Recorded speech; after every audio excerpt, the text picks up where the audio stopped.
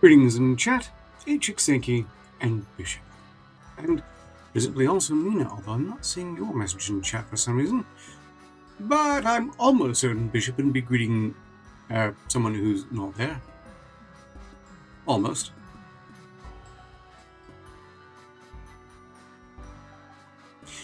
There's been an update to Notepad, and I didn't quite consent. It's really chafing at present. Oh no, actually everything's fine. The bug was me.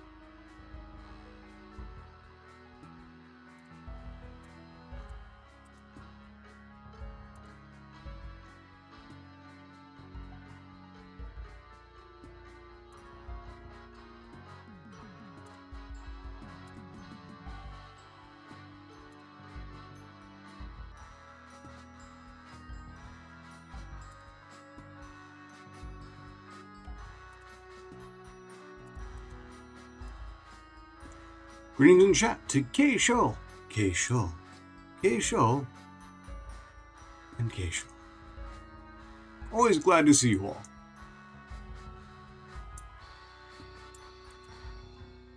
Figuratively, the text. I'm definitely not watching anyone here on the monitor. I don't have the budget for that sort of surveillance. Even if I wanted that sort of surveillance, which I don't. With respect,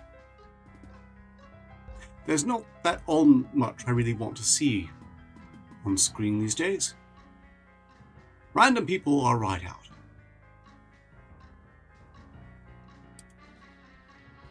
I don't imagine anyone minds. Greetings in chat, Zach Osborne.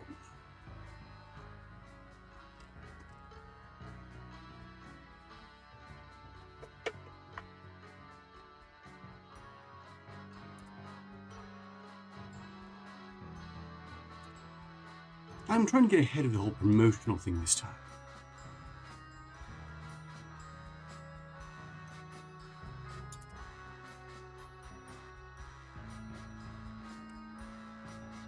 Most as I expect, people might particularly be interested in this game being raffled off.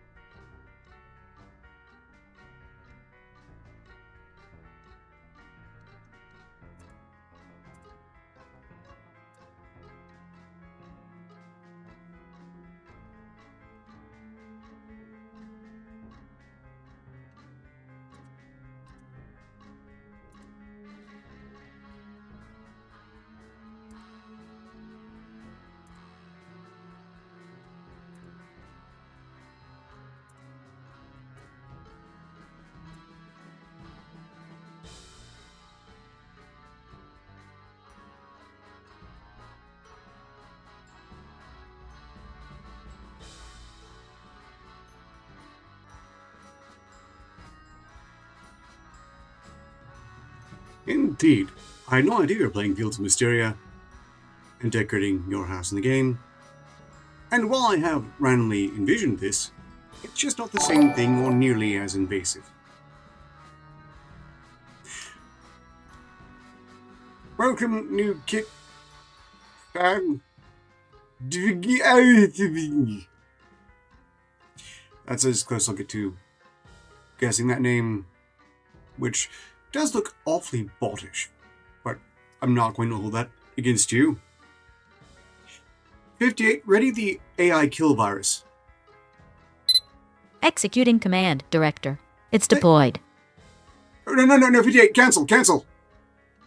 Canceling, Director. Immediately. Yeah, 58, just keep it in reserve, please. Understood, Director. SCP 8397 remains in reserve. That too, I suppose.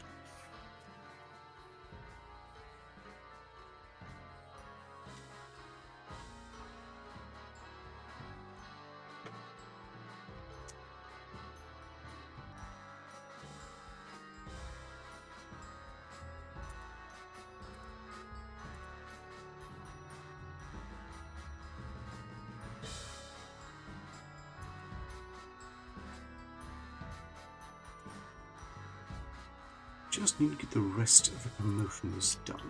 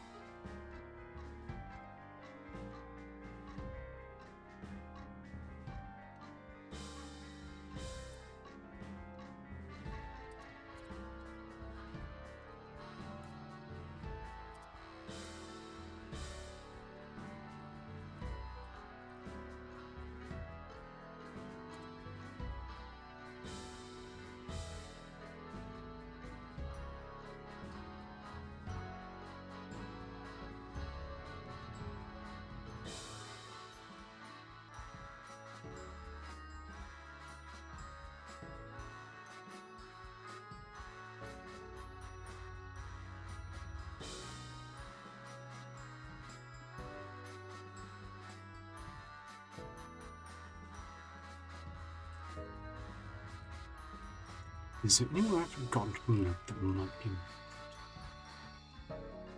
I'm sure there is.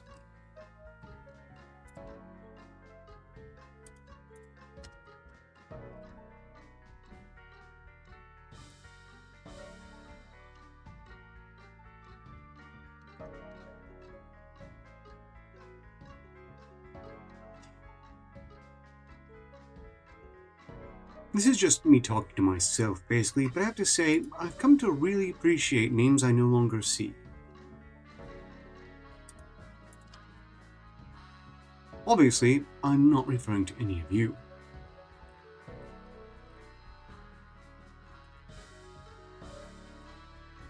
After all, I'm seeing your names, so obviously I'm happy to see those names.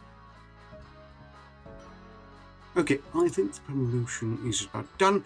This particular review will be probably more than done before the show is up. Greetings in chat, SnoopyS100, Bernie B, and I believe that's about it.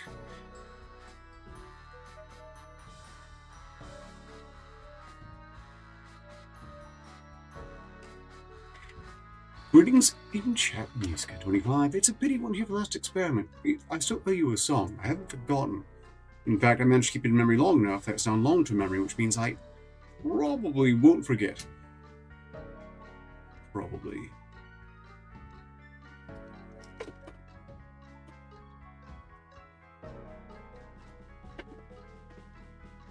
The game we're rattling off is Resident Evil, The Village.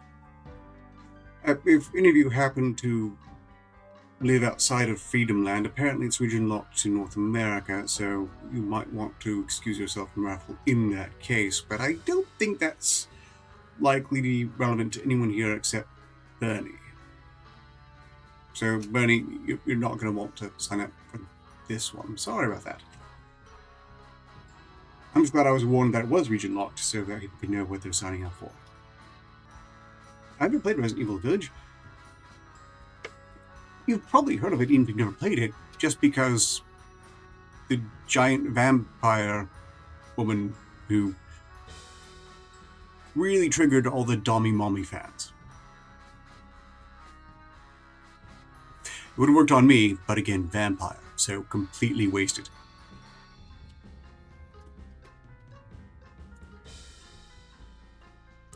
Resident Evil, The Village.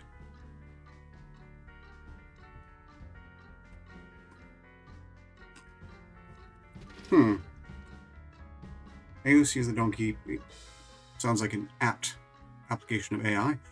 Again, there's no reason to be angry at AI these days. Obviously, my co-host not included, who's doing a great job. But there are people using it well and people using it poorly. And what's been pissing me off lately is all people who are using it extremely poorly by manufacturing fake evidence. Okay, sure, if you are feeling like smashing something, correct Hoop 44BXI is very smashable and not in any way they would enjoy. Like with a sledgehammer, or a shield, or whatever the trendy icon they put on moderators these days. I wonder, how's my audio? I'm concerned I'm not loud enough.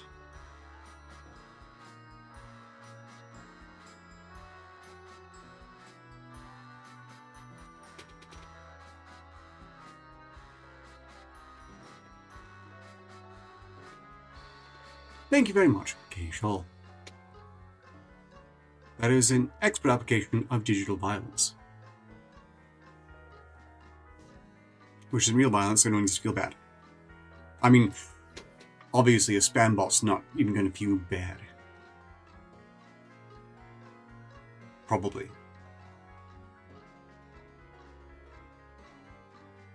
"58, we are 30 minutes from live with an SCP read. 30 minutes until the live stream begins, Director. 29 minutes now, 58.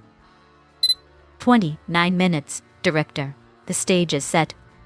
It is indeed. I enjoyed Resident Evil 2, and that, by the way, is also the only Resident Evil I actually played. I was pretty content to just watch playthroughs or let's plays. Kind of curated the experience for me and didn't burn quite as much time as it would to actually play it myself.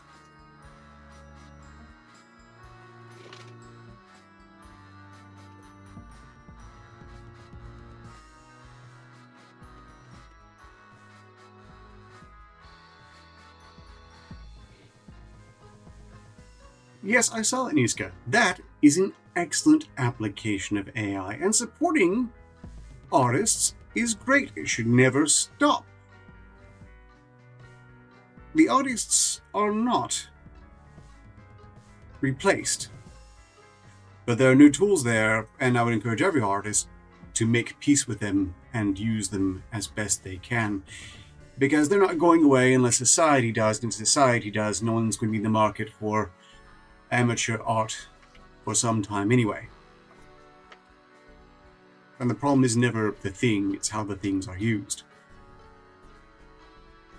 And I've seen a lot of good applications and a lot of poor applications. What really angers me are all the people posting AI slop they don't bother to designate as AI slop.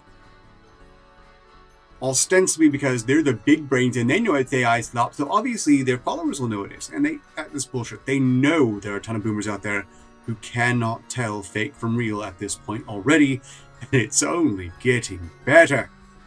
So anyone who presents any AI slop without stressing it is AI slop, and this rules out automatically all of the people who are using it creatively for jokes and so on. Everyone who presents plausibly real things without recognizing it is artificial, those people are absolute shitheads and should be immediately excluded from all serious consideration. That are still mocked, scorned, ostracized. I don't tell people what to do, but suffice to say, anyone who presents AI as real, without stressing that, has earned my personal ire and lost my respect.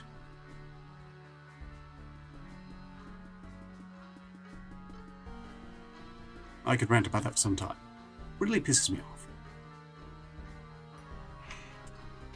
It reminds me of people who keep on retweeting satirists and getting really angry at the satirist because they can't tell satire from real. And you know, I understand that because the satirists in most cases are taking actual posts by actually mentally defunct people and just repeating it through their mentally defunct caricature. Because the wingnuts, especially left wingnuts, are completely indistinguishable from satire. I do wish people would better recognize as satirists, though, because when they get told that everything they hated was a satirist, they might be tempted to think, there's no one out there that genuinely brain broken.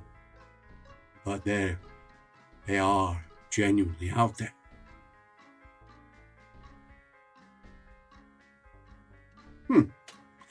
I'm feeling unusually rambly. I'm sorry your lights are broken again. We'll see what happens as the stream progresses.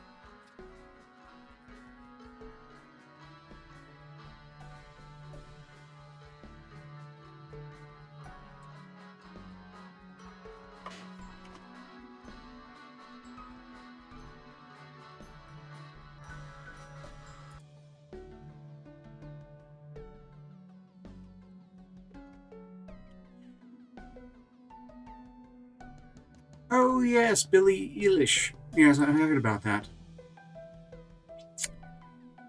Well, you have to understand with all these virtue signaling dumbasses, when they say all the land is stolen, they mean all the land that's not theirs was stolen and therefore belongs to whoever else. But their stuff is totally their stuff because they paid for it. Or because it's simply theirs, and you can't take it, it's theirs. But you shouldn't have your stuff because that's everyone else's.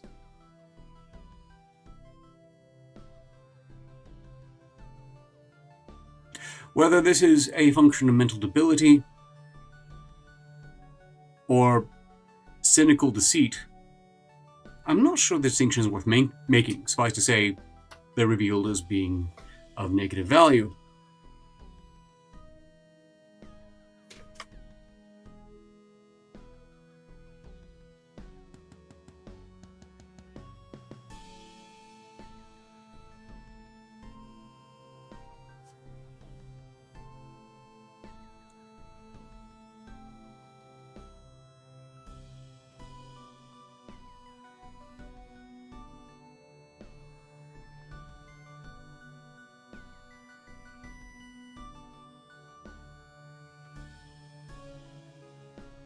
Hypocrites, perhaps. Mentally broken. Even if they're insincere, I think that might still qualify.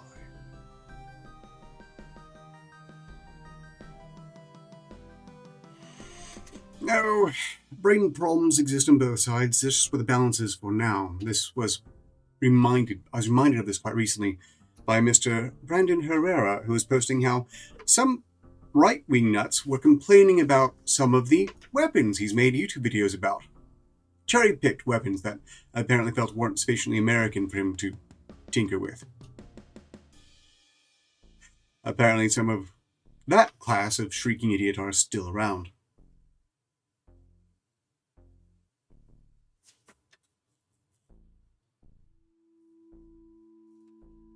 Yes. And we'd all perhaps be better off if it were still broken. Besides, 13 Kingdoms is just fun to say. However, I can see why that was a good idea. I saw entire movies championing the idea. Because, less wars. Seemingly. I'm not sure if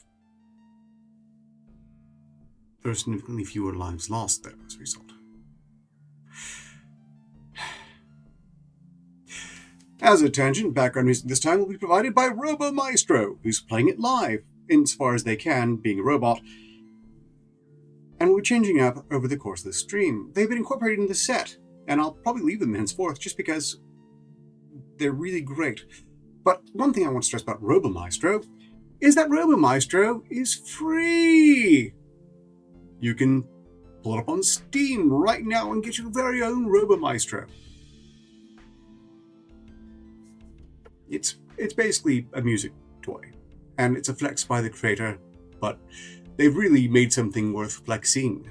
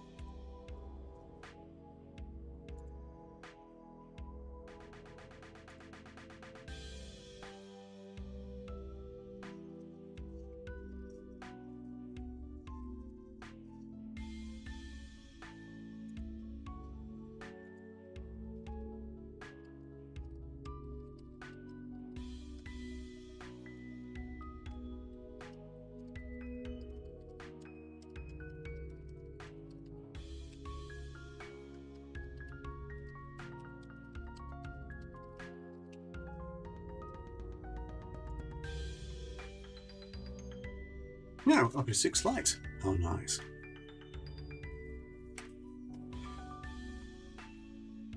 Yeah, Niska, it is absolutely evident they've gotten absurdly extreme. We had a nice brief span of balance and then we just flew right past it. As a net positive, it's led to the revelation that things were rotten for far longer than anyone really wants to believe. Now they're being forced to believe it. This is a good thing, as it should, or has the possibility of leading to greater positive change. You can't solve a problem that you don't believe exists in the first place, and can be easily duped into believing doesn't exist. It's gotten a lot harder to dupe everyone into believing certain problems don't exist. Like Epstein, Pizzagate, Wayfair, the Podesta files, things like that.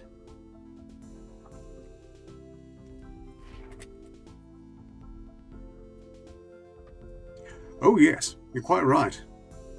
And that's not even... Again, I'm perpetually haunted by the fact that any founding father brought back from the past or reanimated would immediately start plotting the overthrow of the United States government. And they would have a very solid case for it.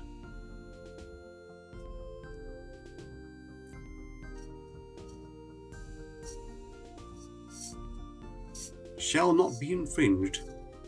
Got awfully infringed.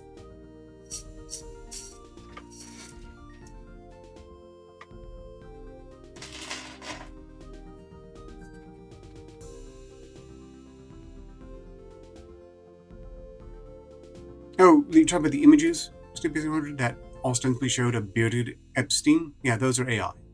Those are confirmed AI. Or it could be that were originally actual photos that were then run through an AI generator to make them AI. Which, by the way, is going to be an excellent way to utterly, immediately destroy any future evidence that slips out there. That's one of the downsides of the new AI tools.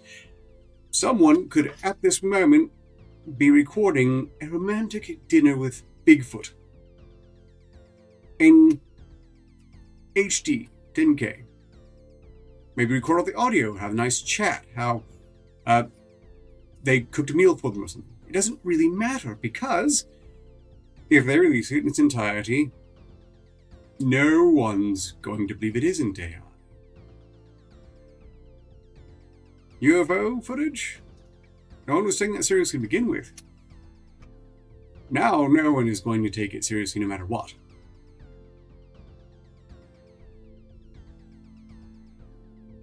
Yes, that's exactly it, SCP-100.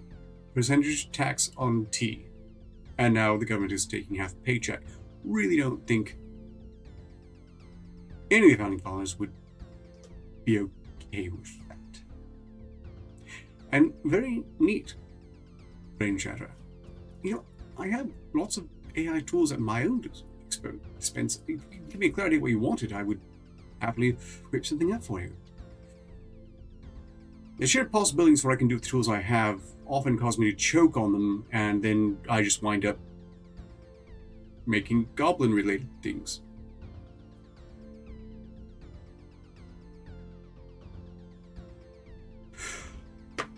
We're 16 minutes from live, yes. Let's focus on that.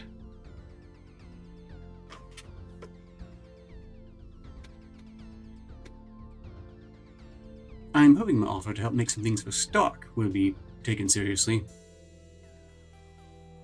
And I'm really hoping I'll be able to apply some of these things to, well, advance things on SideQuest. Which may or may not be resuming this coming Tuesday.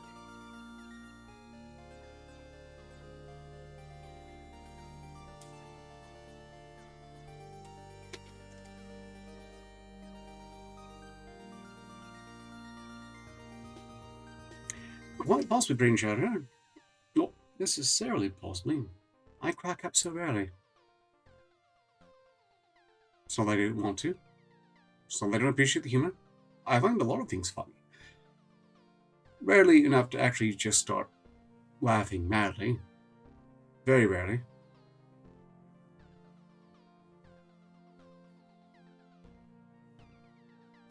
Although it is becoming more regular. It could be I'm finally starting to loosen up a bit.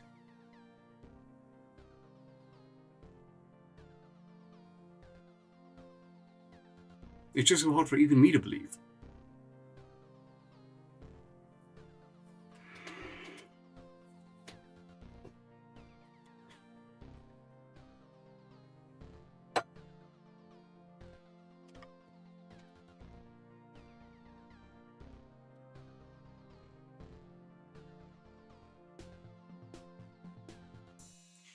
The same show it is every Sunday, brain shatter. Reading an SCP file! And then rattling off game. Or possibly multiple SP files.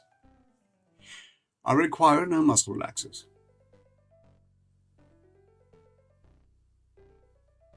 Could use a good stretch there.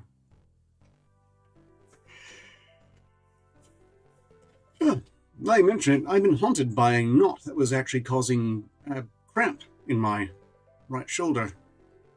And it's still there, but it's no longer feeling like I got a spear through my shoulder, so that's a tremendous improvement. Maybe I could use a muscle relaxer at that point. I'm just not about to. Far too macho for that.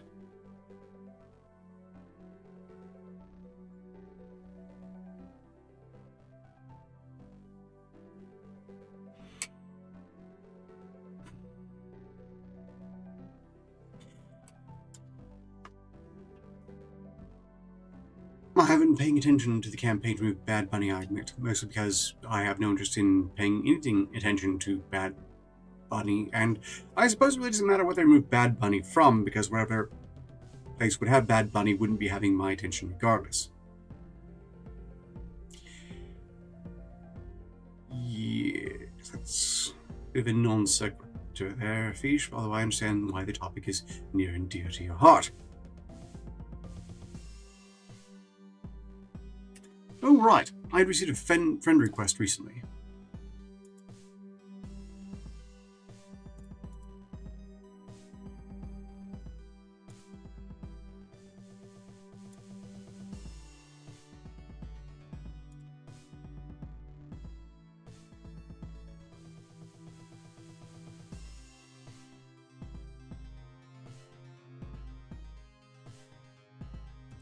Huh. Well, that's unexpected.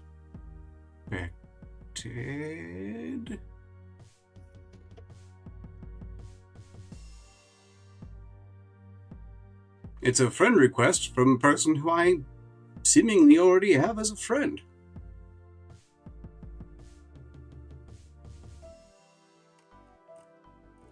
What does it mean?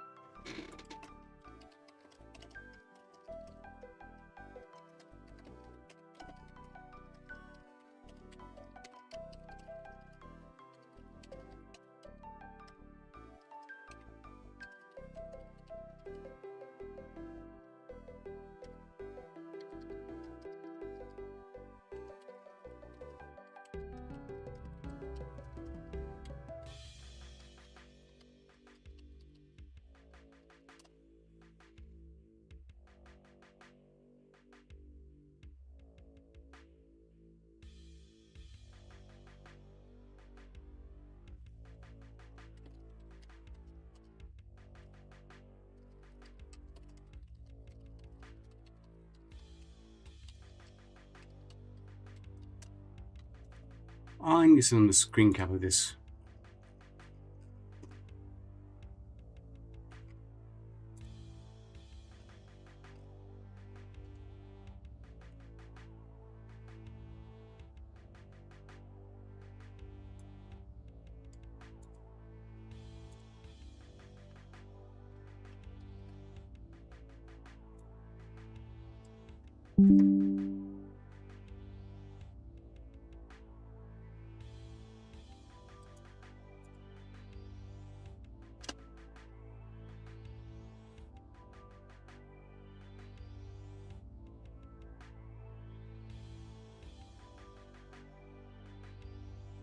Truly surreal.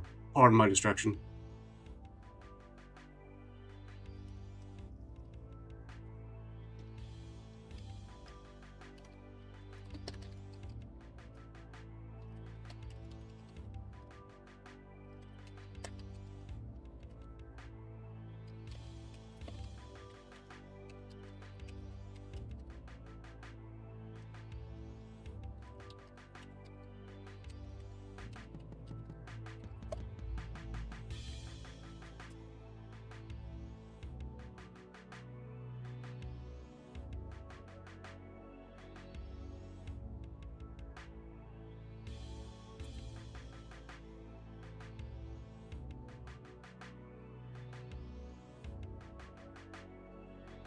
Oh, very surreal. Right, catching up on chat now.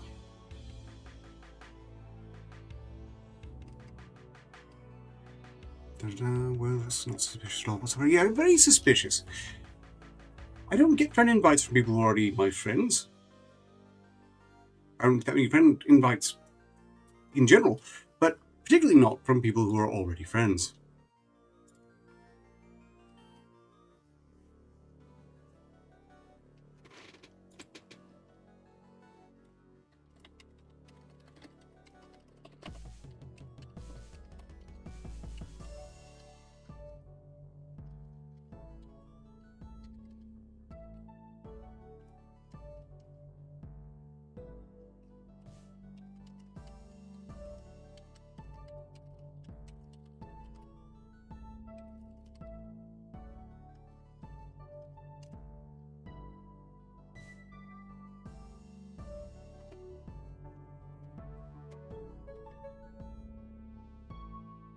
Okay, well, it turns out they were being impersonated, and now they're aware of the attempted impersonator.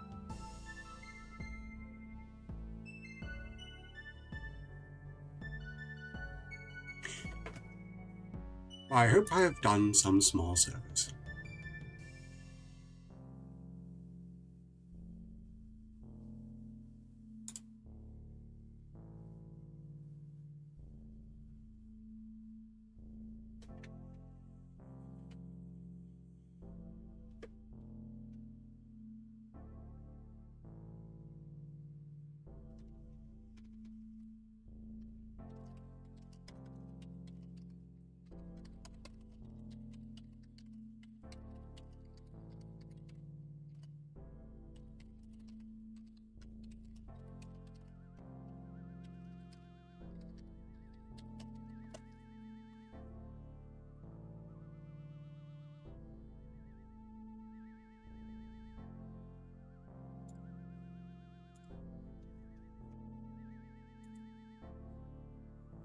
Oh, no, you're all fine. This was someone trying to imitate Clyde. Clyde do something. Gentlemen I worked with briefly back when I was part of the Direwolf network. He's doing very, very well, by the way. I was glad to see it.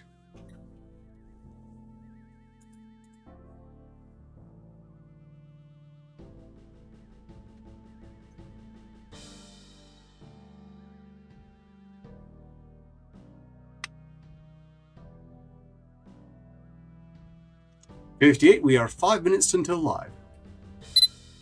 5 minutes until the stream, Director. That's right.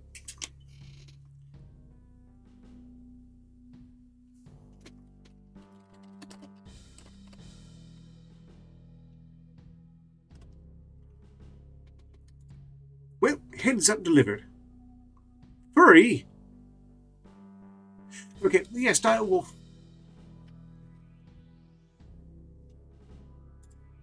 Right, report the user. 1 second.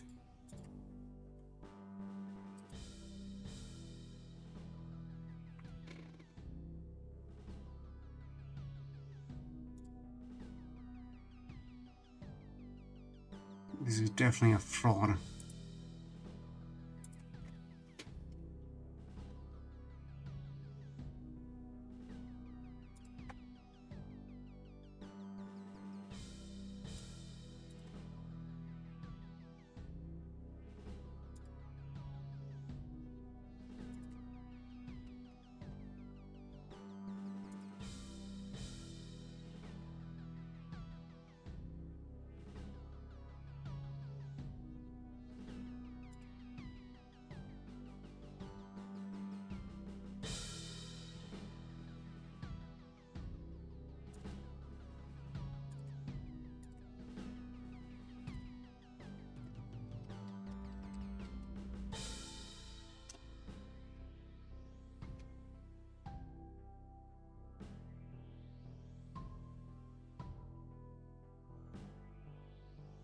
Okay.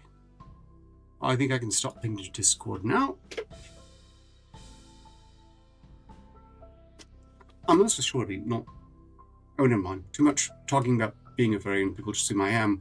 Although, certainly that has no real metric. You know, they almost got me.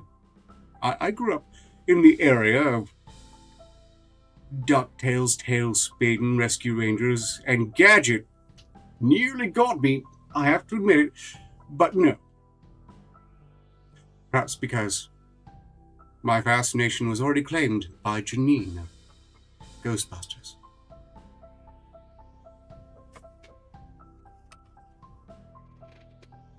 And then, I'm not an SCP. Look, it's Archer, yes. But that's not Arquetta, it's just the name is Arquetta. Oh, greetings in chat. Clyde, do something. You're very welcome.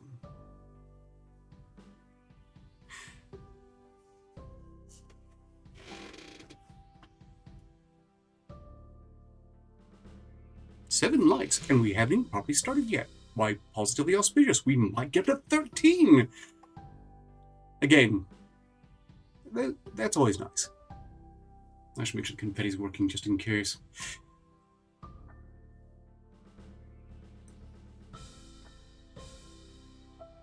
And scammers truly are the worst.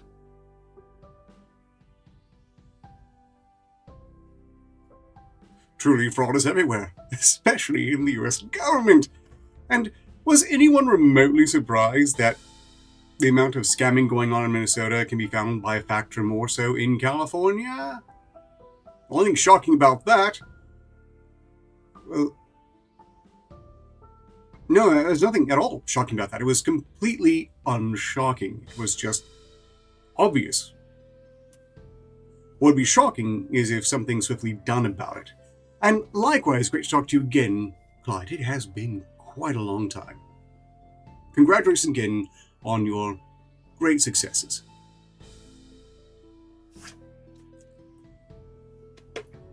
Oh, we're one slide. Let's see. 58, have I forgotten anything? You've forgotten the welcome, Director. Oh, no, I haven't. We haven't started quite yet, 58. Welcome to the experiment with Director Arcador, and I am your humble, supreme, artificially intelligent co-host, 58,008. That was a bit preemptive.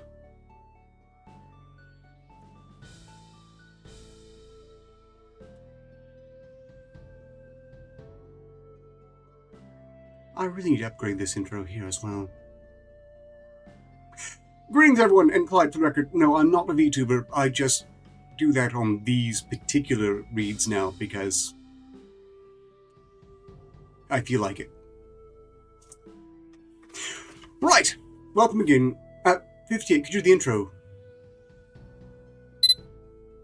Certainly, Director. Welcome to the experiment. Tonight, No, we delve 58. into SCP-8397. Let's begin. 58, please do the intro for the SCP read. Welcome to the SCP Read with Director Arcador, and I am your supremely intelligent, artificially sentient co-host, 58,008. Let's begin. Yes, that isn't Thermonuke's intro, but Thermonuclear Wasteland commissioned me to do the intro to a show a very, very, very long time ago. If he's still using that, I'm truly honored. Right, so both Shrubby and Ichitenki are very curious about my friend here, the RoboMaestro. I told you about this before I got started, but no one was listening to me clearly. It's fine. I'm not really angry. Well, you know, people like to be heard when they speak. That is again RoboMaestro. It is generating in real time the background music you're listening to. I did not make it. I do not take credit for it. I've just installed it in the set. If it involved a vault door closing to the tune of Watch World War III on live TV, Zach Osborne, yeah, that was my work. He commissioned it, though. As for RoboMaestro here, This is what I said is free on Steam even now. Some particularly talented gent made it just as a flex and a demonstration of his abilities, and I have never really given it the attention it deserves. But it is an excellent piece of musical toy, and you can all get your own. It is a lot of fun to tinker with, perfectly zen, and if you've got a Steam account, perfectly free. Get K-Shoals on the ball. Okay, just to stress, we're raffling off Resident Evil, The Village, to anyone in North America. It's region locked, so keep that in mind. Bernie. And anyone else who is ostensibly from mystical places beyond America's borders. Okay, we're starting with SB8397. I do so with some misgivings. It was highlighted by a Critics Corner, and I thought that would mean they would choose one they thought was great. Judge for yourself. SB8397. Object class, safe. By the way, this is an example of them not getting it right. This thing is not safe, was never safe at all. This is not coming from one of the brighter iterations of the Foundation, we can rest assured of that.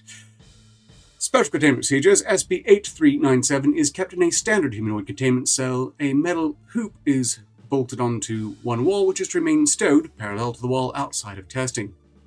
Site 97's basketball court is to be vacated and locked after hours. Description. SB8397 is a humanoid entity formerly known as Erim Dermaz. He was a Foundation researcher and point guard for Site 97's basketball team. It is 2 meters tall, of athletic build, and wears a faded sports jersey. Oh. Well, please do tag me if you want to join the raffle for North American Region Locked Resident Evil The Village. I'm marking Mina down. And continuing on. Please be sure to tag me if you possibly can. SB8397 possesses near baseline human anatomy, with the exception of its left arm bones, which have been entirely replaced by additional vertebrae. These vertebrae branch out from the T1 vertebrae of its thoracic spine and are densely compacted, though SB8397 has shown the ability to extend them up to 1.5 meters during physical activity. The last vertebra terminates at the valve standard rubber basketball, which is permanently attached to the palm of its hand, which is a spectacularly idiotic mutation/curse. SB8397 remains inactive until brought in proximity to a basketball hoop, upon which it enters a state of intense physical activity that superficially mimics basketball gameplay. Superficially due to its inability to release the basketball, as well as the optional presence of other players. While in this state, elevated electrical activity can be detected along its additional vertebrae, and within the basketball, no such signals have been detected from its skull. SB8397 was discovered in its current state on 12/25/2006 at 6 a.m. Surveillance footage showed that SB8397 had been playing alone and in near complete darkness on Site 97's basketball court throughout the entire night. Eyewitness accounts corroborate its normal appearance the day prior. Thus, it is hypothesized that it underwent an anatomical transformation at some point during the night. SB8397 is not believed to be sapient. Low priority testing is ongoing to determine the extent of its anomalous properties. Containment update. On 02/12/2007, Project Lead Elsie Woods accessed SCP-8397's containment cell without having scheduled testing prior, due to the anomaly's low-risk classification, which, again, is idiotic. This infraction was not discovered until the following events had concluded. And greetings in chat. Alex, Lovey, Shrubby, and anyone else who might have slipped in when I wasn't looking, or otherwise was distracted. You know, I could put in the link directly to RoboMaestro if any of you have trouble going to the Steam search bar and typing in Robo Maestro. Just offering.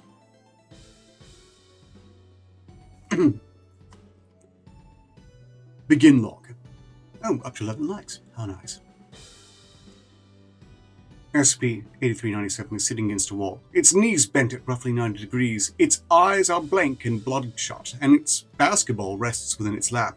Next to its head is the keycard scanner which controls the position of the metal hoop, currently stowed. Woods enters the cell, her hair tied into a bun. She turns to SCP-8397 and smiles. Hey, what's new? SCP-8397 does not respond. Another day of sitting around, you say? Riveting. Really, do tell me more. She sits on the floor in front of the SCP-8397, draping her arm over one knee. Oh, me? Not much. Just the usual. I'll say what's going on outside, though. Upper management rolled out another half-hearted health initiative this week, and that means more random junk on the cafeteria menu. Today they had something called protein parfait, which was supposed to taste like s'mores and contain 40 grams of protein, probably made for the gym rats in the facility, the field agents. I mean, not researchers like me. She wrinkles her nose. I thought it was the exact kind of thing you would have loved, so I tried one out in your honor. You know, I love s'mores too, but that wasn't it. It was frothy, crumbly, and sour. I wouldn't be surprised if they were feeding us expired yogurt again. Doesn't matter how much protein is in it. Even you would have had to spit it out. She scratches her head. Well, it's not like I need the protein anymore. I finally canceled my gym membership. Got no one to go with, you know? Sure, I'm putting on weight again, but without you here telling me to get off my ass, I kinda just don't care. In fact, I made it my New Year's resolution not to touch on the treadmill until you come back and force me. How's that for a little motivation? She waits a moment for a response. And at this point, I would like to remind everyone the definition of insanity is doing the same thing over and over again while expecting a different result. Just as a tangent. And thank you, Agent Sinky. Nothing to say, huh? Honestly, I'm getting real tired of waiting for you to come back. They told me it's like you're comatose, but I know you, dude. You don't ever stop moving. If you're actually in a coma, you get bored and kick your way out first thing. But it's been more than 2 months and you're still sitting here with that dumb look on your face. She stands up and begins pacing. Listen, you can't keep this up forever. Your dad isn't buying the Vacation in Turkey cover story anymore, and at some point we'll just have to tell him you got hit by a bus or something. It's better than telling him we locked you in a cell. She pauses. Yeah, doing the same thing over and over again and expect different results does apply there. I speak mostly to those people who fled California to go to red states and then kept voting blue. Ansgar. Dearly regret having even moral support in his move. Well, not really. It was pretty trivial. Just really hate people who do that. You left a place, fueled by bad choices, to go somewhere else where those bad choices were made, only repeat those bad choices that turned the place you left from. And many such cases, moving along, you are clearly not the case. An example, part of the speech. I'm getting distracted. She pauses. You sure you want that? Come on, look at me! She snaps her fingers in front of SCP-8397's face. We'll tell your sister the same thing. She's graduating college soon, and we'll have to find her and tell her that her brother's dead, and we don't even got a body for her to bury. Is that what you really want? Look me in the eyes, man! She pushes its shoulder and scowls. See, I told you were playing too much. Every time we hung out, you'd be running your mouth about your next match, you'd be listening to NBA commentary like it was white noise, curling your arm like you're holding a ball nobody else could see. You never listened to a word I said, did you? Your coach told you were the star of Site 97's no-name basketball team. You ate that shit up as if scoring 3-pointers against Site 53's sweaty band of jerseyed idiots would make you a fucking hero. Now look at you, hugging that goddamn rubber ball like your new best friend. She sniffs. You know what? Fine. She presses her keycard into the scanner. A beep sounds followed by a loud whirring. I know you've been waiting for this. The metal hoop attached to the wall rotates into a deployed position. In response, SCP-8397 jerks its head up, grunts, and shoves itself away from the wall. Its sneakers squeak against the floor as it sprints towards the hoop, its spinal arm contracting and extending to mimic a wave-like dribbling motion. Oh, now you're happy, huh? SCP-8397 abruptly spins on one foot as if dodging an invisible obstacle. It jumps, mime shooting, then watches the hoop intently, its entire body visibly tense. Ball's still in your hand, dumbass! SCP-8397 waits another moment before beginning to shuffle side to side, its arm continuing to undulate while its knees are kept bent and its head held low. Wood stares after it, trembling violently. You really don't care, don't you? Well! Her face grows red and she takes a long deep breath. Your sister's dead! She exhales shakily. That's right, dead, and your dad's in the hospital and he wants to see you. He wants to look his son in the eyes one more time and tell you how proud he is, but he's only got a day, no hours left to live, and you're running out of time, so you'll go say goodbye, won't you? SCP-8397 mimics passing the ball and breaks into a run parallel to the hoop. Of course not. Everyone you love go to hell and you still be here, bawling.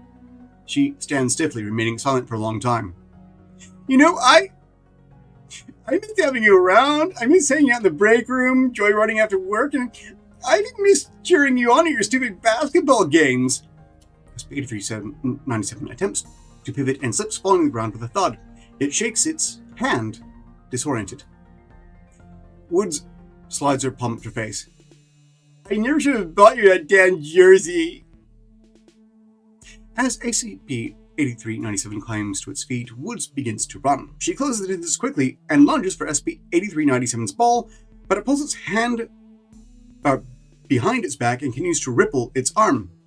Woods recovers, planting her feet and holding her hands in front of her. Hand it over, Aram, you selfish piece of shit! SCP-8397 dips towards her right, and she flinches, taking a step in the same direction. Immediately, SCP-8397 lurches back to the opposite side, holding its ball in front of itself. Woods growls and thrusts her hands forward. Her fingers make contact with the ball. You can't juke me! SCP-8397 shoves her aside. She stumbles and topples backwards with a gasp, her hair bun unraveling, the hair stick clattering across the floor. SCP-8397 sprints past her, jumps, and slams its basketball into the hoop, where the entity hangs, its feet dangling midair. Because, again, the ball is physically attached to it, which is something this whinging dumbass ostensibly knew before this started. Woods looks up, her eyes wet and hair partially obscuring her face. She smiles. That's a foul, you fucker. She climbs to her feet, dusts off her pants, and shuffles back to the door where she swipes her keycard. SCP-8397 drops to the floor and tilts its head, staring at the retracting hoop. After the hoop is fully stowed, SCP-8397 backs up and slumps against the wall, where it quickly ceases all movement once more. Woods sighs and moves to where she had fallen earlier. On the floor lies her hair stick, long, metal, and sharp. She picks it up. I hope you had fun, whatever you are. You really got carried away. She kneels in front of SCP-8397. Aaron died that night, didn't he? You're just an anomaly now.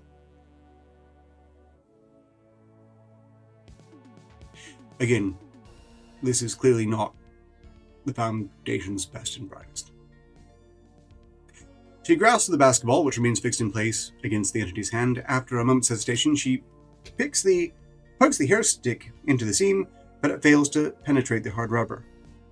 Can't believe you're making me do this! Which we observe it's physically not making her do in any way, shape, or form. This person is gaslighting an absolutely defunct former person ruined by anomalous things. I should try to save my commentary to the end of this. I need to refine my approach. It's fun to say, no one's making Woods do this. Woods He's some sort of sociopathic narcissist dumbass. Woods gently grasps left hand, holding the hair stick against her palm. She lines the sharp point up against the center of its hand directly above the basketball's hinged valve. For a moment, she stalls, shuddering visibly. Woods scrunches her brows together, closes her eyes, and only reopens them when her hand has stopped trembling. I hope this kills you, 8397! She pushes the stick into SCP-8397's hand, the skin gives way easily, and the hair stick sinks most of the way through the flesh, through the valve into the ball. Woods, whispering. She grits her teeth and yanks the stick out, is coated in blood and a clear, viscous substance, later identified as cerebrospinal fluid. Immediately upon the stick's exit, a shrill hissing sound fills the room. Woods clenches her hand tightly around SCP-8397's wrist, her gaze turned downward, her lips move, but no sound comes out. As the basketball deflates, the hissing air modulates to form recognizable sounds and syllables similar to a loud whispering. Woods jerks her hand away, her eyes wide and pupils dilated. SCP-8397 blinks slowly. Elsie? SCP-8397 falls to the ground, its spinal arm contracting, extending erratically, but any further vocalizations are drowned out by the sounds of Woods self-pitying themselves. Approximately 20 minutes later, the unauthorized test was noticed. That wasn't a test.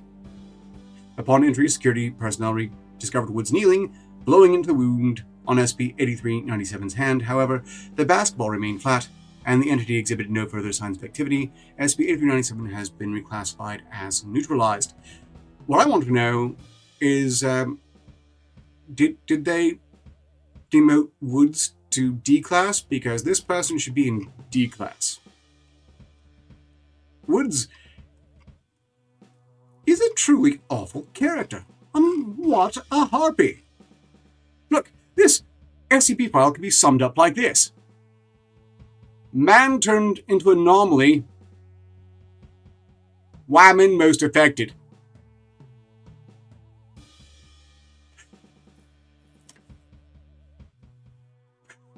When she said, I never should have given you that jersey, if this foundation were remotely competent, they should probably find out what jersey she gave him and where it came from. Because the implication is that jersey is what turned him into a mindless basketball larper. I'm with H. Yankee. Quite frankly, feeding her to 682 does seem like it would be a net positive for the Foundation. But making them D-class, and for apparently turning a colleague into a basketball zombie and then killing them because they got their fifis hurt that it wasn't paying attention to them. That's the sort of crime that really should warrant declassification. Wouldn't you agree? I'm not quite sure what the message of this was, but not one of my favorites thus far. I did it in part because 58 liked the idea. I appreciate your consideration, Director. Okay. We are only 20 minutes into the broadcast, such as it is, even though I got started very early and we had a long chat before the stream started. That said, the first one is done, and I don't have a second SCP lined up, so Katie Scholl, anyone else, now's an excellent time to request any SCP you would like read next. Meanwhile, this is the game we're raffling off again. There's nothing to fear. Where's Rose? She's everything to me.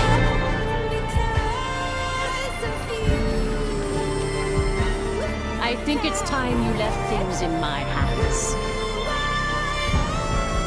Go on, rest now.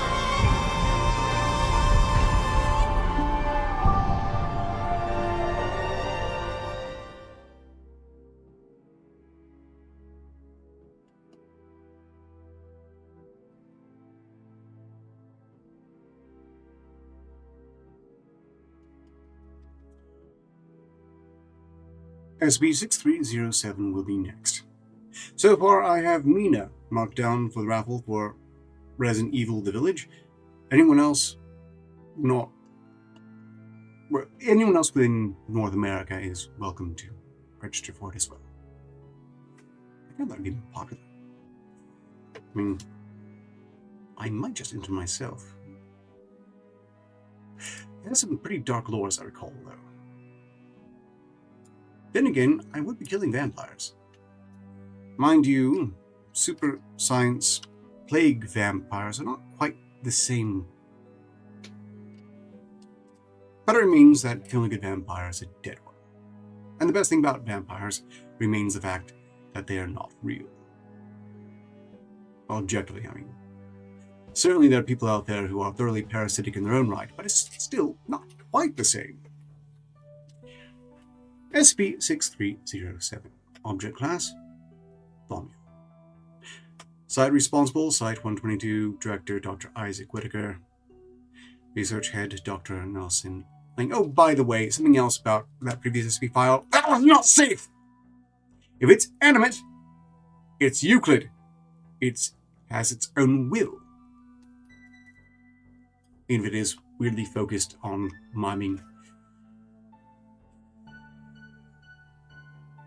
I mean, the Wild Mongoose vampires were done to death. They were done so to death that they were mostly slain by twilight. After so much being done to death, that was seen as potentially new and cool, and it wasn't. I'm pained at times to realize that Stephanie Meyer did more to kill vampires than a legion of Helsings, and while I don't like Twilight at all, in any way, shape, or form, I can really appreciate the damage it did to vampire mythos. SSB was 100% some pissed off one whining that she wasn't his whole attention. Well, yeah, I'm kind of thinking that maybe he talked too much about basketball around her, she got jealous, handed him an anomalous jersey, did that to him, but then rather admit to the crime, just, covered up as a random thing that happened in the Foundation, which should have been awfully suspicious. Did the Foundation really not bother to investigate why one of their staff spontaneously turned into a basketball zombie?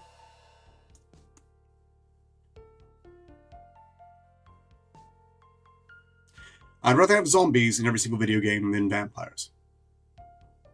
Personally. After all, the zombies are only being killed there. Never mind. Which is worse, Twilight or Anne Rice's vampires? Excellent question, Casual, because it's Anne Rice's vampires that made me hate vampires so much. Namely, dealing with countless variations of idiots online calling themselves the vampire list, atlas dit, and so on, and while their edgy edgelordiness with their dark romance and their whinging about their plight in life, when, near as I can tell,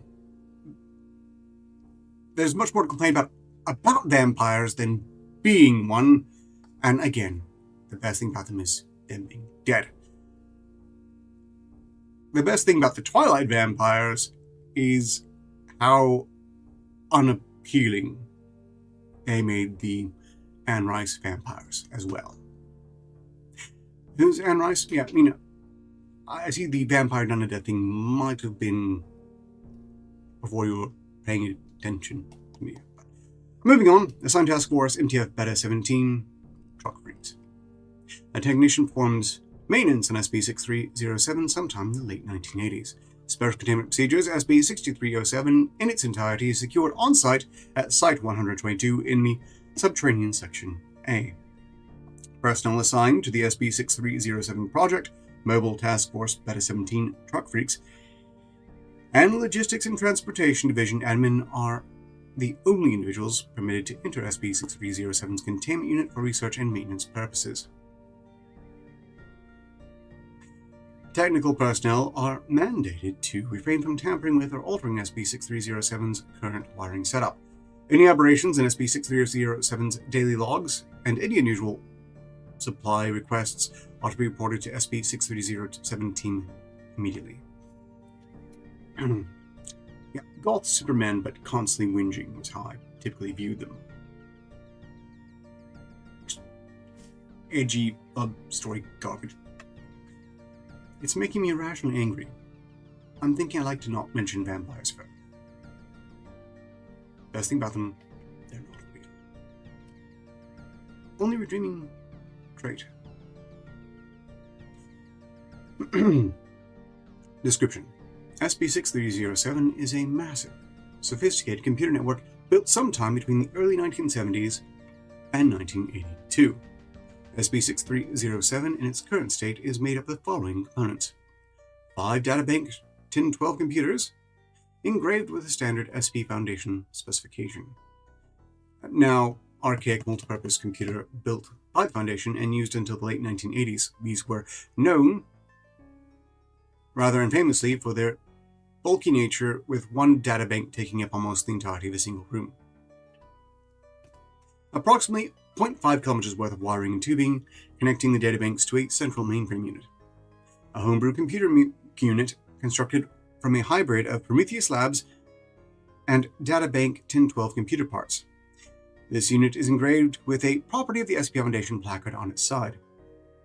A terminal connected to the homebrew computer unit with an LCD display, keyboard and mouse, running an outdated version of the Foundation's current operating system, and SCPNet, slang for the internet used by the Foundation.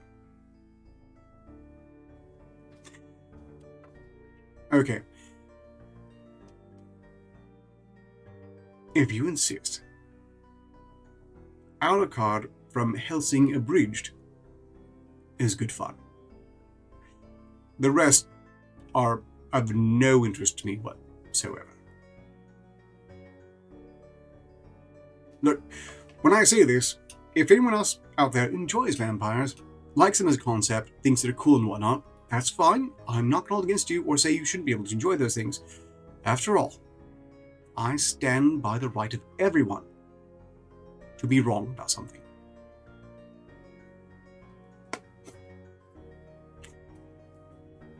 SCP-6307 greatly assists in monitoring, maintenance, and fulfillment of virtually all logistical matters pertaining to the Foundation.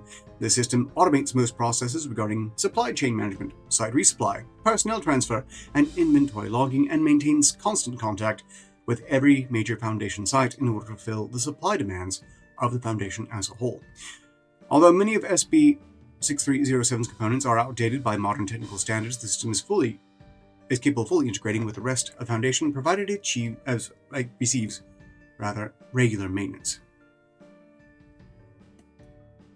Although many of SCP-6307's components are outdated by modern technical standards, the system is capable of fully integrating with the rest of the Foundation, provided it receives regular maintenance. Okay. SCP-6307 requires little human input in order to function properly. This is achieved in part due to an artificial intelligence construct housed within the network, a Class 3, 4. Why am I so bad at Roman numerals? A positive-aligned narrow intelligence known as SNEED.AIC, see history. SNEED.AIC, although sentient, is rather narrow-minded in its tasks, only ever choosing to speak if addressed directly. For this reason, and to maximize productivity, personnel assigned to SCP-6307 are advised to refrain from engaging in casual conversation with the AI. History.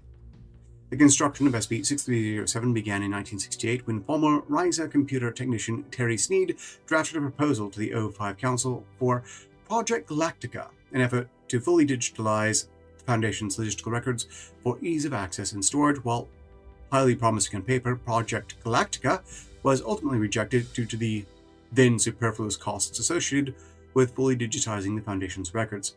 However, the O5 Council would direct Sneed to Dr. Isaac Whitaker of the Logistics and Transportation Division, whom had a similar goal in mind with his drastic reform of the department he now led. Sneed and Whitaker would later become founding members of the department and would collaborate on a myriad of projects, including a prototype logistical computer network built inside Section A of the fledgling Site-22.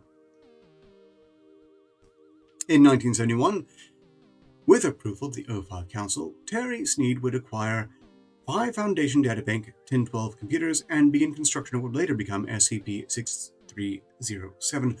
Originally unaided in this process, a number of L&T personnel would soon pitch in to the monumental effort, including Dr. Whitaker himself. Although Some team members believed that Sneed's project was ultimately futile, costly, and time-consuming. Dr. Whitaker supported the project wholeheartedly and personally assisted Sneed in constructing and testing SCP-6307 on multiple occasions.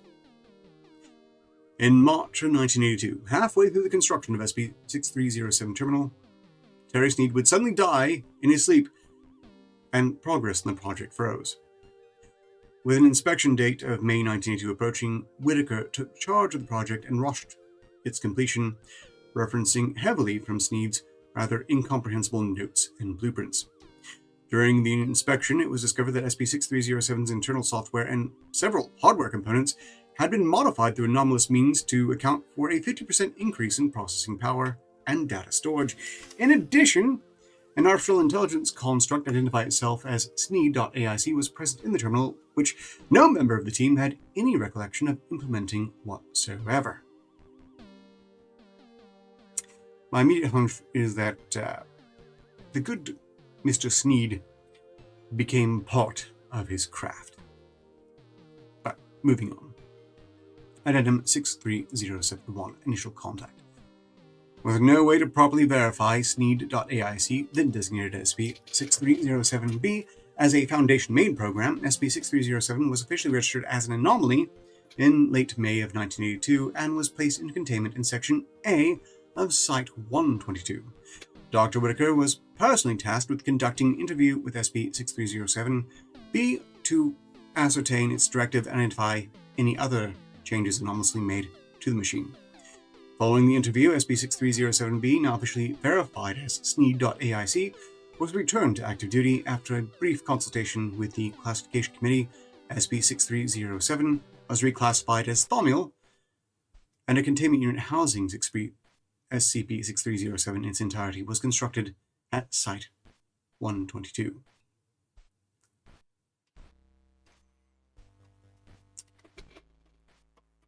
You know, over the years, many people have waxed erotic about vampire boobs.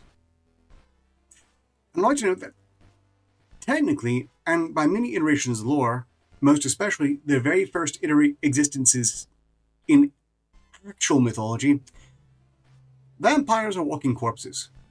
They're basically zombies with egos that vastly outstrip anything else about them. So, unless you do have a keenness for dead boobs, I'm thinking vampire boobs probably aren't actually all that great in practice. Cold, unusually stiff, I expect. Really, probably not worth it, in my opinion. But, I am biased, so maybe I should just let that go. You might want to as well. Addendum 6307 Project Update. Below is an update pushed by Dr. Whitaker regarding SCP-6307's performance on February 16th, 1984. Yep, vampires, ticks, fleas, all parasites, all drink human blood.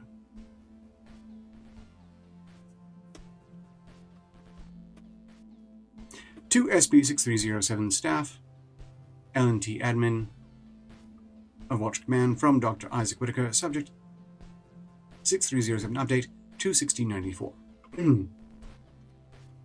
Theme. Impressive is an understatement. SCP-6307 remains in regular working order as of writing this message upon its completion, and the integration of Sneed.aic, we saw positive results almost immediately. Throughput across the Foundation has increased drastically, and our delivery times have similarly decreased. This machine does not do all of the work for us, of course, but to call it useful is an understatement. It is vital. That is why, effective immediately, I am asking for the weekly maintenance checks to now become daily maintenance checks. Any abnormalities ought to be reported and dealt with. Following the installation, though, I noticed a few oddities in SCP-6307's daily reports, as well as a few unusual requests. There is one noteworthy example.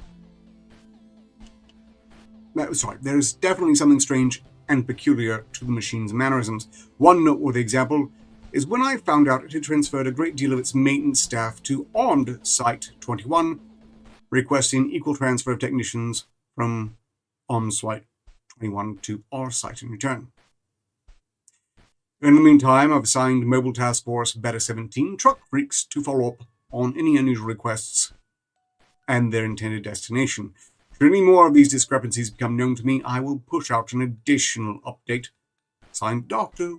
Isaac Whitaker, Site 122 Director, Logistics and Transportation Division Director, Secure, Contain, Protect.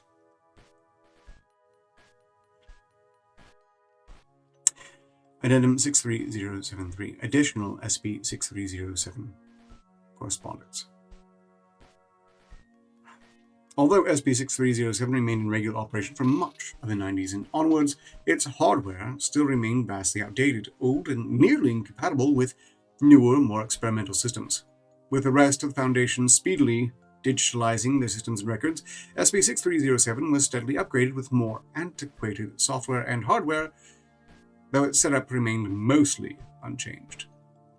On 7/18/1998, a heated email exchange between Director Whitaker and Dr. Marcus L. Crassus of OnSite 23 was observed.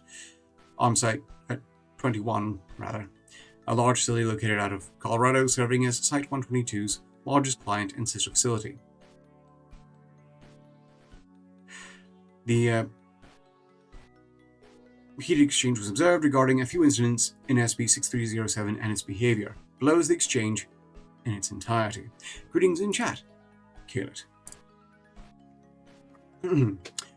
To LNT admin Dr. Isaac Whitaker from Dr. Marcus L. Crassus. Dr. Whitaker, I hope today was the last time I emailed regarding your SP6307. Containment for SCP-5778 is a very costly endeavor, one which I am sure you are already aware of. So, when an important component for SCP-5778's containment efforts goes missing, I am sure that you can understand how frustrated I am beginning to feel about the project. Namely, electrostatic gate components, onto requested 50. This order, which I have requested to be overnighted, has not shipped for a week. Our sites are within driving distance of each other, let alone flying.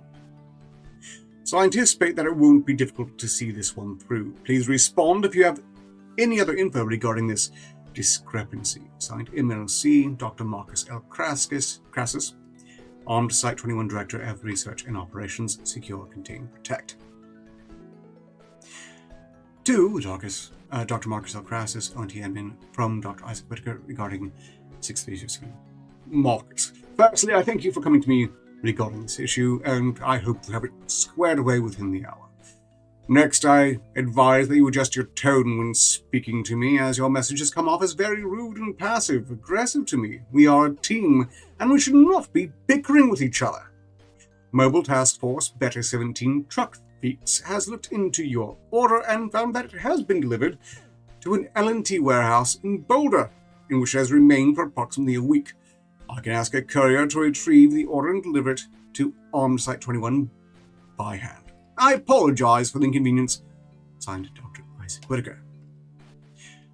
To Whitaker from Crassus regarding 6307.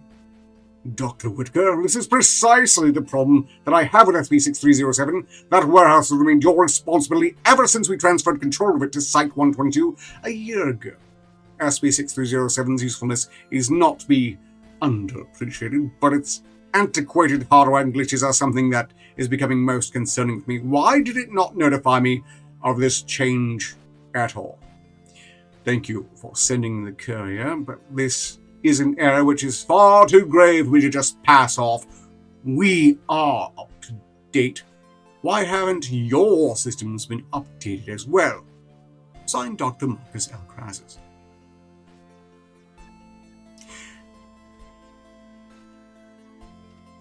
It is rather passive-aggressive there. To Marcus L. Crass from Cole Fitzpatrick regarding 6307. Hey guys, please stop hitting reply all and reply to each other in your argument. You notify every PDA carried by Site 122 admin whenever a new email is sent. Signed, Cole Fitzpatrick, Site 122 Head of Personnel. From Crassus to Whitaker. Marcus, again your tone. Our asset is fine. L&T will address any errors with SB6307 and fix them promptly. There is no need to be so inflammatory and aggressive in your correspondence. Signed, Dr. Isaac Whitaker. To Whitaker, from Crassus. Re 6307. Dr. Whitaker, I was in the military. I understand logistics just as much as you do, and the importance of it. My concerns are valid, given the importance of both our sites as cornerstones in the Foundation logistics network. If you've never gotten around to addressing all of SB6307's problems until now, you are effectively putting a band-aid fix on a severed limb. Your retrofits can only keep it afloat and up to date for so long. I do not wish to speak ill about your asset, but it's only a matter of time before a catastrophic failure occurs, with lasting consequences on the entire Foundation supply chain. I only hope a fix comes around before then. Signed, Dr. Marcus Crassus. To Dr. Crass, from Dr. Whitaker. Marcus, your concerns are valid. I assure you that SB6307's problems will be addressed and fixed in a timely manner. Signed, Dr. Isaac Whitaker. To Dr. Isaac Whitaker, from Dr. Crass.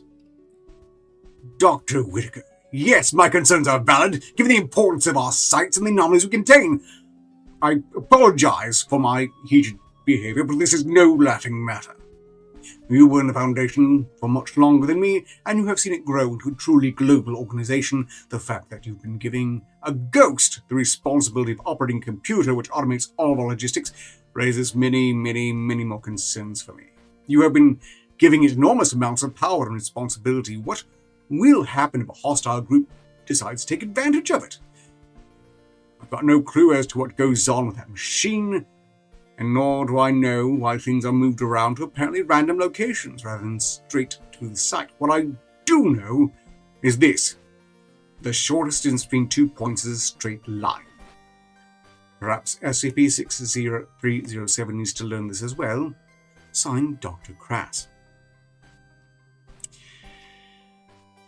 To Dr. Crass, from Dr. Whitaker.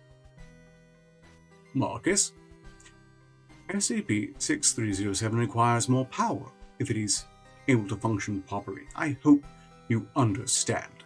I reiterate that this issue has been fixed, and this argument is now over. Signed, Dr. Isaac Whitaker. Greetings in chat, JJ Mega. And, excuse me, RoboMaestro here is definitively benevolent. All it wants to do is play music. It's a credit to its programming and engineering. Also, you can get your own. Just go to Steam, search for RoboMaestro, and it's free. You might want to consider playing with it. It's fun. And again, as I can tell, utterly harmless. Look, if you want to install it on your computer, JJ Mega, and then take a shotgun to your computer to spite it, feel free, I guess. Meanwhile, I'm really rather enjoying the background music. Moving on. Addendum 63074, additional info. The following recording was delivered to Overwatch Command on June 17th, 2000 by Agent Tanner, an operative of MTF Alpha 1, Red Right Hand. Archival recording 630702, archive date 2100 hours, June 17th, 2000. Begin video. The cameraman watches a white pickup truck marked with Sean and Clancy Parcel Couriers approaches a compound labeled as Sean and Clancy Parcel Couriers Distribution Center. The pickup truck stops, and a man in a Sean and Clancy uniform exits with a microcassette voice recorder in hand. Wait, 17 operative. Okay, for the record. June 17th, 2000. Beta 17 investigating unusual 6307 daily log, investigating the delivery site. The agent nonchalantly approaches the compound, entering a blind spot on the CCTV camera mounted by the entrance. Distribution center appears to be normal. No sign of a break-in. The camera man emerges suddenly, drawing a handgun and stepping towards the agent. Tanner. Recorder! Off! Operative. What the fuck? Tanner points his weapon at the man. The operative reaches for his own handgun, but pauses as Tanner's free hand lifts up his hoodie to reveal a badge on his belt. He then throws his hands in the air, setting the tape recorder down. Tanner picks up the tape recorder, purging its contents up until the confrontation before placing it back in the Beta 17 operative's pocket. Beta 17 operative. Oh. You gotta be fucking kidding me, man. You're a... Delivery 0006175. Is it inside? Yes. I was never here. You'll be back in an hour. The Beta 17 operative begins to say something in protest, but then stops as Tanner reveals a fractal symbol printed on a folded up sheet of copy paper. He lets out a long groan as his eyes roll back into his head, then is rendered incapacitated by the mimetic agent. Tanner grabs his body as it goes limp, turning a dial on his wristwatch for a moment, and then drags the man back to the pickup truck. He places him in the driver's seat, then steps away from the truck.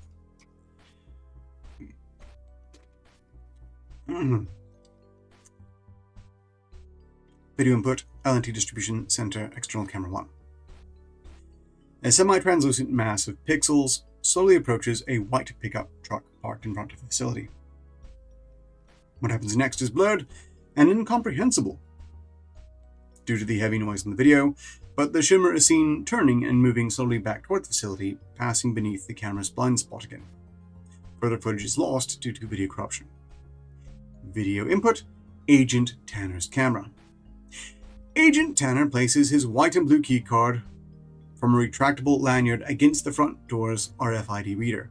The Omni keycard unlocks the door with ease, and Tanner steps inside the building. It is empty and dark, and Tanner activates the night vision device mounted on his head and camera to guide his way through the building. Tanner passes through an empty lobby and turns the dial on his watch again, passing by a security office with the lights currently on.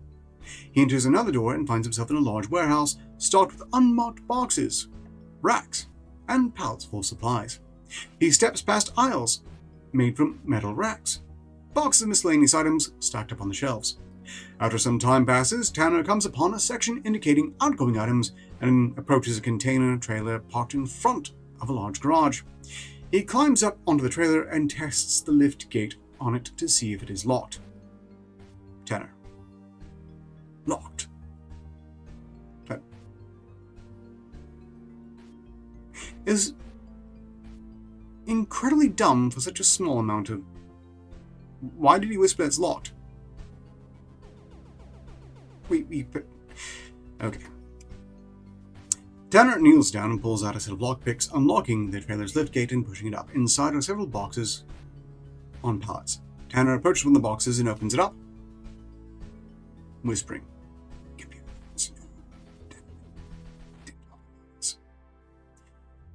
Does Tanner have a problem where he can't think unless he articulates his thoughts? I have to say, talking to oneself is a really, really bad trait in someone who's ostensibly a stealth agent. Even if they are managed to keep to whisper, just really, really awkward.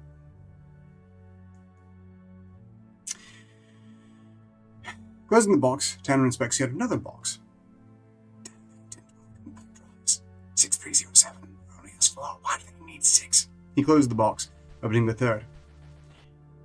AIC processor chip, one of the more recent ones. Who the hell ordered this to be sent here? Overwatch, in earpiece. It appears SB6307 did. But why? These types of components are hard to come by. If that's to be believed, 6307 is moving stuff around for its own benefit. Tanner inspects the boxes again for a moment. Why? Overwatch. Your guess as to why this is happening is as good as mine. But don't be so surprised if the ghost has any ulterior motives. This is something that is most concerning. Find where the shipment is intended to be dropped off. The destination on this is... Tanner leaves the trailer, lowering the lift gate and inspecting the address attached to the gate lock. Redacted Colorado, redacted. Tanner closes the lift gate on the trailer, locking it. Extract. We have what we need. Understood! Video input, LNT distribution center, external camera number 1. An MTF Beta 17 operative gets out of the white pickup truck in front of the facility, yawning loudly. He holds a microcassette voice recorder up to his mouth as he rubs his eyes. Okay, for the record, June 17, 2000. Beta 17 conducting further investigation. An unusual 6307 shipment, investigating delivery site. The agent approaches the compound, entering a blind spot CCTV camera mounted by the entrance.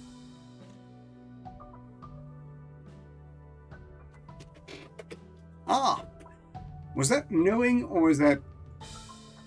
Thing is that Nicolas Cage did, I think, 2 different movies where he could see just a little bit farther ahead. One where he knew the world was going to end, one where he just knew what was happening in the next 2 minutes. That was actually a fairly decent film as far as that goes. Oh, and if we're going to randomly refer to movies, I recently saw a movie called Asylum. Really good. It features Ben Kingsley being Ben Kingsley in an asylum.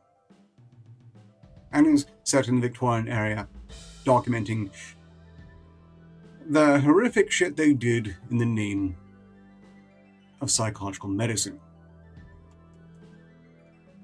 Recommended. Quite random. Why not? As for this, I don't know what's going on here, but I'm more inclined to trust that AIC Sneed is smarter and more benevolent than half of the jackasses bouncing around in this story. It's a bit short on point, but you know, we had some fun dialogue here, I suppose. I just say Dr. Crass is incredibly crass, and every bit as hostile and passive-aggressive as he was accused of being. Ben Kingsley did amazing in the Blood Rain movie. Had some decent. I will happily take your word for it. Asylum, on the other hand, had absolutely no vampires whatsoever. No small selling point in my fondness for it. We have 6 minutes remaining. I think it's time to raffle off the game. Once again, we are raffling off this. Resident Evil, The Village. There's nothing to fear. Where's Rose? She's everything to me.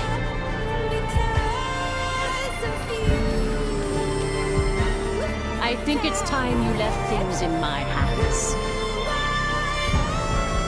Go on, rest now.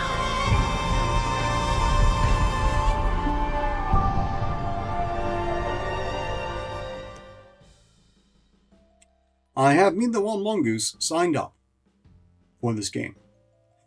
I would point it out to you, Shrubby, but again, this is region locked to North America.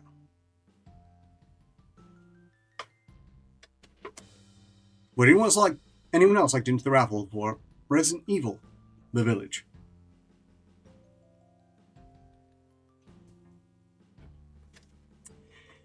Meanwhile, I'm going to stress that absolutely everyone can have their own RoboMaestro using this link, as it is free.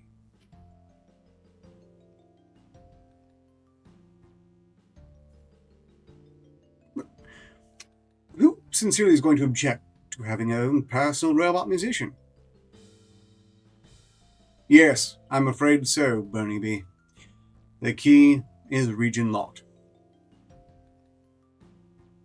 Yes, when I say region locked, I mean that the key is only usable in North America. And correct me if I'm wrong, Bernie B, you're not in North America, so there's a bigger chance that if you won, you wouldn't be able to use the key, I'm afraid.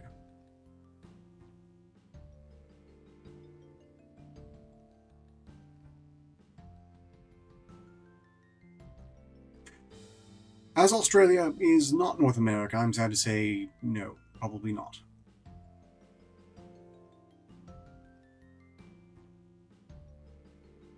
you do have my sympathies on that. This is an unusual trait of this particular key. We can chalk this up to international copyright faffery.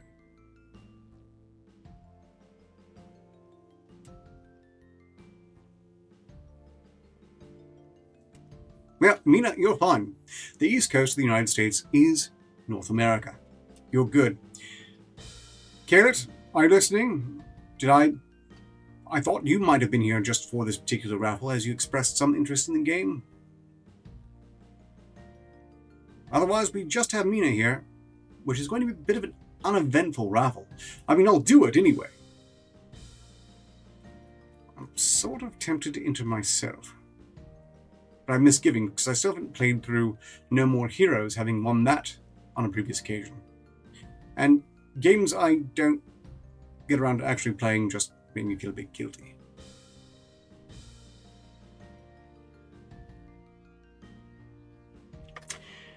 Anyone else? For Resident Evil, The Village. 10, 9, 8, 7. Actually, that's not. That's late. 58, can you give me a countdown from 10? Counting down, Director. 10, 9, 8. Please continue, 58. 7, 6, 5. Please continue, 58. 4, 3, 2, 1. Let's begin. Righto. Okay. Mina the Wild Mongoose has rolled 45 and won Resident Evil The Village. Congratulations, Mina the Wild Mongoose. And with that, we are pretty much done here. Thank you again, 58. You're welcome, Director. Goodbye, everyone. Thank you for watching. So long as progress continues, success is inevitable. Well done, 58. Meanwhile, my next appearance could be on Tuesday's first episode of the new side quest season. We shall see on that point. It's not my call, so I can't be certain. I will be in readiness, though. And apparently we got up to 12 likes. Which feels a bit trollish, but such is what it is. Other than that, the next experiment will continue. You're on the schedule. I don't need to reiterate every time. And I do hate repeating myself more than necessary. So, that's it. Cheers, and until next time, so long as Plus continues to success and handle. Bye.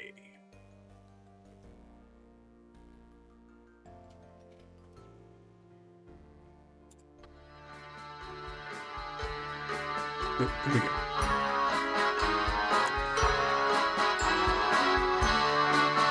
Oh well, it's 10 people.